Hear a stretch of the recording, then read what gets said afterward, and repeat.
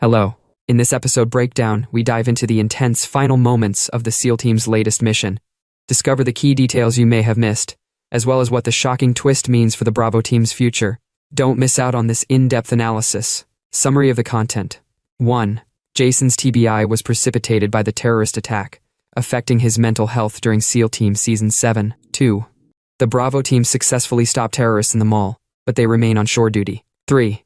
The Army's investigation into Sonny's assault on Colonel Decker in Season 7 will have ramifications. Let's begin with the main point. Following the explosive first part of the Season 7 premiere, the SEAL Team members worked hard to prevent terrorists from targeting bystanders in a mall in Episode 2. Although they were ultimately successful, a great deal of blood was poured, lives were lost, and Bravo 1 is still a long way from returning to active service. Jason Hayes and his squad were the episode's heroes. However, the majority of the men are struggling mentally, which will most likely have an impact on the remainder of the Paramount military dramas last season. At the start of SEAL Team Season 7, Episode 2, Jason, Sonny Quinn, Brock Reynolds, and Drew Franklin entered the mall in search of the active shooters and neutralized the danger.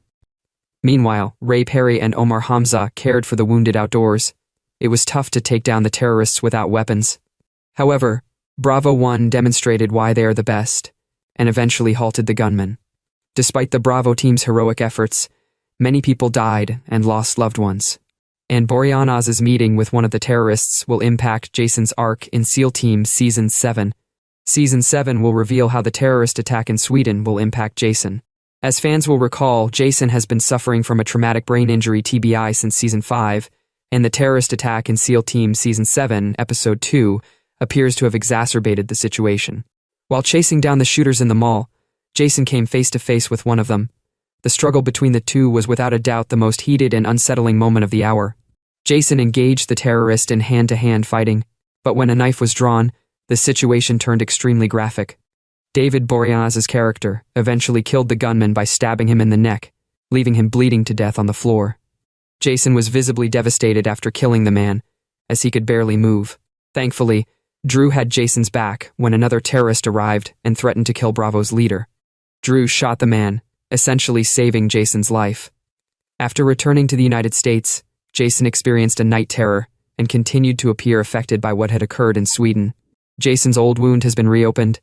It wasn't completely closed to begin with, and it may take some time to heal. At the end of the hour, Jason told Mandy that he was concerned that going on operations would reverse the gains he had made in improving his mental health. Unfortunately, Mandy merely smiled and essentially claimed everything would be fine even though it obviously wasn't. Jason has a problem, and it is not being addressed. As a result, Jason could face serious risk in SEAL Team Season 7. Why is Bravo 1 still being sidelined? The Bravo Team is still on shore duty. Despite their achievements in Sweden, Bravo 1 has not been certified for anything other than shore duty during SEAL Team Season 7. Jason and his guys returned home early following the terrorist attack, hoping that their acts would provide them some respite. Unfortunately, they didn't. Command believed the Bravo Team had compromised their presence by running into the fire, so they basically wanted them to sit on their hands like the police officers on the scene.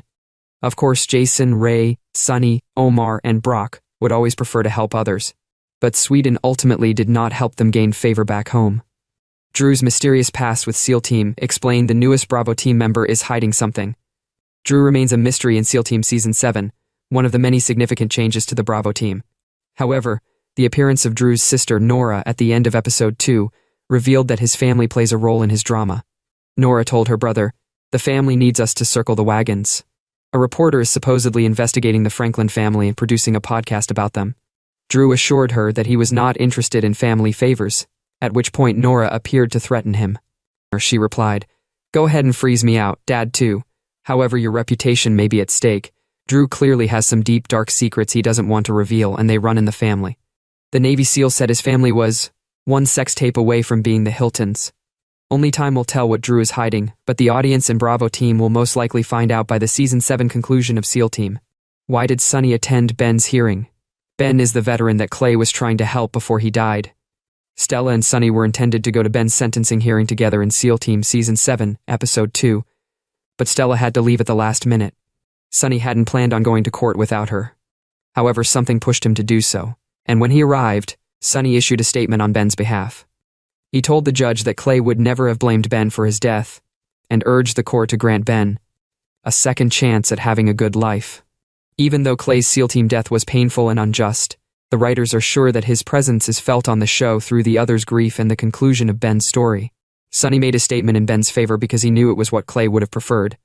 Clay would want Ben to have a second shot, which is why Sonny felt compelled to present Ben's case before the court. The outcome of Ben's sentence hearing is unknown, thus he will most likely appear in future episodes. Even though Clay's SEAL Team death was painful and unjust, the writers are sure that his presence is felt on the show through the other's grief and the conclusion of Ben's story. Thank you for watching.